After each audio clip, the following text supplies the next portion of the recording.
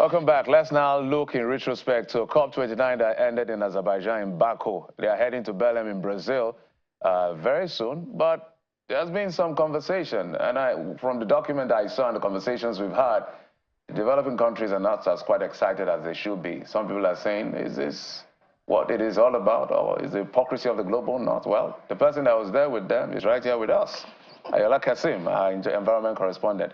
Ayala, welcome to the program. Yeah, it's good to be back. Yes. Right? Every time there's COP, we bring you back. So you sat there, you watched them, you saw all the negotiations, you saw the people that were paying lip service, you saw the people that were committed. Maybe you walk us through some of the highlights besides what we read and seen.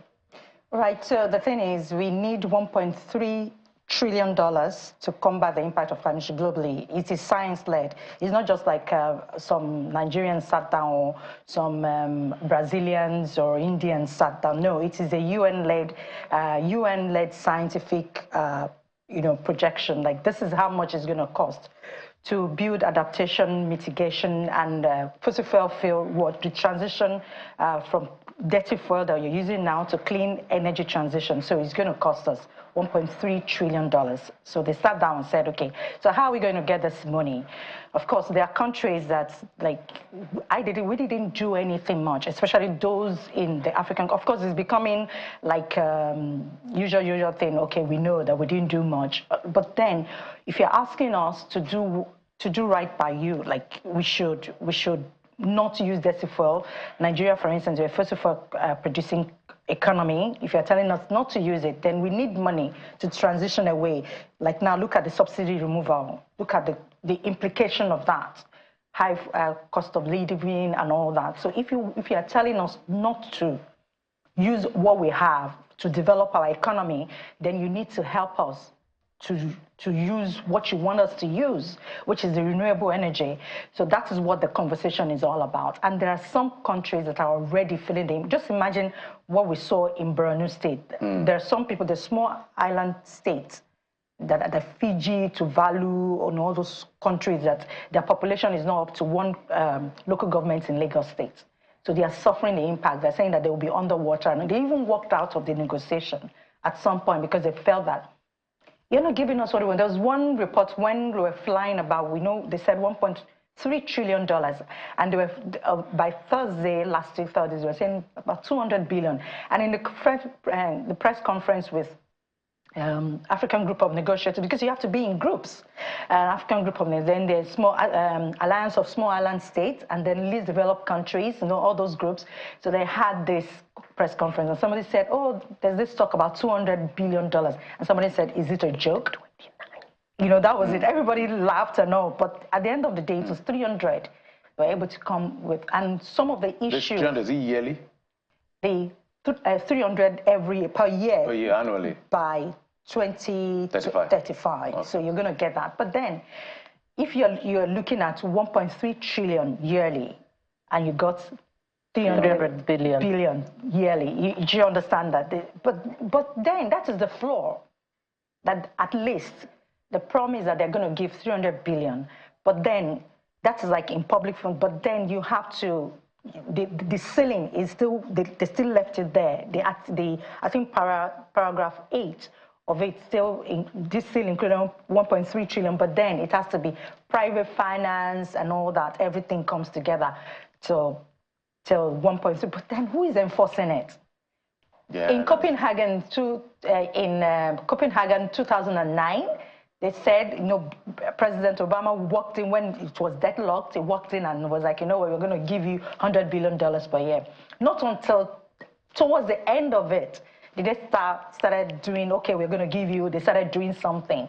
And that's what they're ramping. This is the guy that the EU representative that was telling us, like, okay, you know what, we are with you. You know that we don't, but let us be realistic. And we want to be realistic. We don't want them to promise $1.3 trillion and will not do it. So he's like, okay, this is reasonable. That's what he said. Like, we know you're angry. Remember the Nigerian, the DG of the Nigerian Climate Change Council, she was livid. The Indian woman was, she was not having it with them. And she called them out, like, you know what? we know what trust is gone. And for them to rebuild the trust, hopefully before Belém in Brazil, in next year, this lady, we hope that the Indian representative. Yes. And to think that wealthier nations waited, until the last minute before they came up. And that seemed like another strategy yet again, right? But see, okay, but this time, I mean, I must give it to the people from developing countries. Usually by Friday, the whole place will be empty. But people were there till Sunday morning. I saw some people that we came together on Tuesday. Some of the negotiators, they were like, we are ready for you. Whatever you're bringing, we are ready. So this time, for the very first, because they know the Africans now, especially Africans, by Friday, there's no money for these negotiations and all. We are out of the place. So, and the man, where some people were calling it shotgun deal, like they put a gun to your head, because you can see the closing ceremony was held 3 times. The first one, they said by midnight. Even it was past midnight, the first one. So we're all on, we're doing coffee. So they called that one, we went in, and then the man, after I think 1 hour, nothing, they were just deferring everything. They're just deferring in nothing. There was nothing to pass. So then he called, he said, we'll come back at 4 a.m. So everybody thought, let us go home, and then we'll come back in the morning and continue. But he was like, no.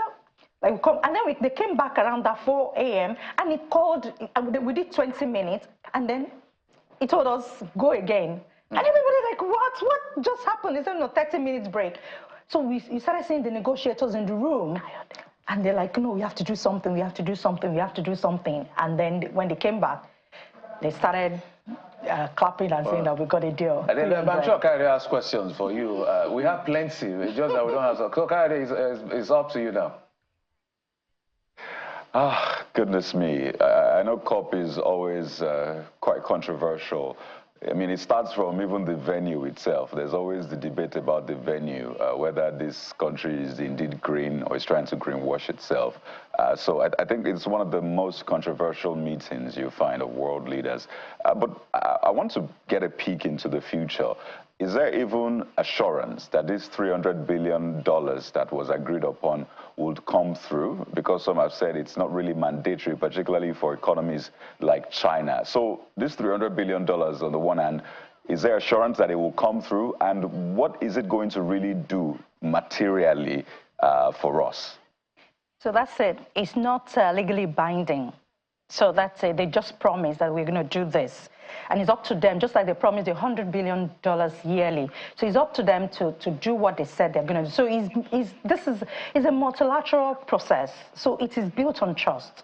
You have to believe that this is a gentleman agreement. Like, okay, you say you're going to do it. I'm taking your word for it. So that's why it's as if they are bickering for the whole 2 weeks, like, lovers bickering and all that. And he mentioned China. Now China is a developed economy. But then they are talking about the damages that's been done before China even became, which is why China is in the same, it's so annoying. China is the same room as Nigeria, as Malawi, Uganda, G77 group, and China. So they are negotiating as the same bloc, asking for the same. So even China. Yes. So there's a group called G77 and China. Nigeria is there. African group of negotiators. There's African countries are there. And you're wondering, what is the?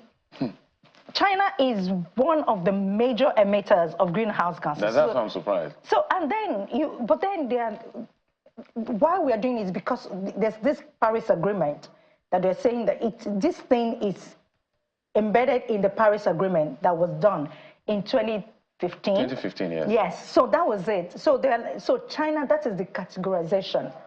So when you have groups like this, and when you have the EU saying that even China is richer than us, why we will be putting money on the table? That's what I'm wondering. As we need to wind down, Donald Trump will be president again, January 20th. Yeah.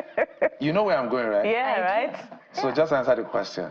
What is when you guys were sitting there negotiating? Are they coming out? I'm not a negotiator, actually. No, you watch the proceedings. Yeah. And so the body language you saw, Is everybody preparing for Donald Trump's coming? As far as many people are concerned, it's as if America is out of it. But there's one thing I like us to, even then when Donald Trump pulled them out of the Paris Agreement, I think the Western media are making a big meal out of it. It's not as it is. Like, I mean, I was there in the room. They tried to make it all about Donald Trump, but it wasn't all about Donald Trump. People were like, you know what, whether America is there or not, we are moving on. We want what we want. So they... Will Donald Trump's presidency have any significant impact on that amount? Yeah, like, no. Like the last time, if you look at it, that's where the subnationals, like now, Lagos State from Nigeria, they were holding event where, you know, looking for funds wherever it is. The subnationals, when Donald Trump pulled them out of the Paris Agreement the last time, America actually did well at the subnationals. So it depends on the state government, the local government, you know, to do their thing. So that's one beautiful thing about the whole thing. Like, if all of us want to help ourselves, you just take it upon yourself. America might be like, we're not doing, but they did much better than some countries. That's why the fact that Donald Trump pulled them out. And now, I don't know, it might just be quiet. They might just be like China. They will not say anything about what they'll be doing. Now, China is investing heavily in renewables. I mean, they're like the world leaders now. So you might just be shocked. At the end of the day, look, our only source of revenue right now is fossil fuel. So before we get on that table to agree on anything, to commit to anything, we have to look at our pocket and what we can do. You see, when we start doing this, we start wasting money on some of the, because then we'll now have obsolete technology. That's what it's going to turn out to be. Well, so it's time, let's start leapfrogging like we did with mobile phones. Let's start leapfrogging so that we are not left behind. That is the SDG, so we will not be left behind. Okay, you have turned to an advocate. Me, I'm in Nigeria. I'm not an advocate. It's just that sometimes we have to tell ourselves the truth. You know, well, sometimes the journalists we became, I mean, we just like, but let's tell, what does the fact say? The fact is, if you're not careful, we'll be left behind. Do we want to be left behind? No. No, we won't be left behind. Don't worry. We won't be left. Ayala Kasim is our environment correspondent. Thank you so much for bringing us up to speed with what happened in Azerbaijan, Baku. I know you're headed for Belém in Brazil soon. Well, thank you so much for coming.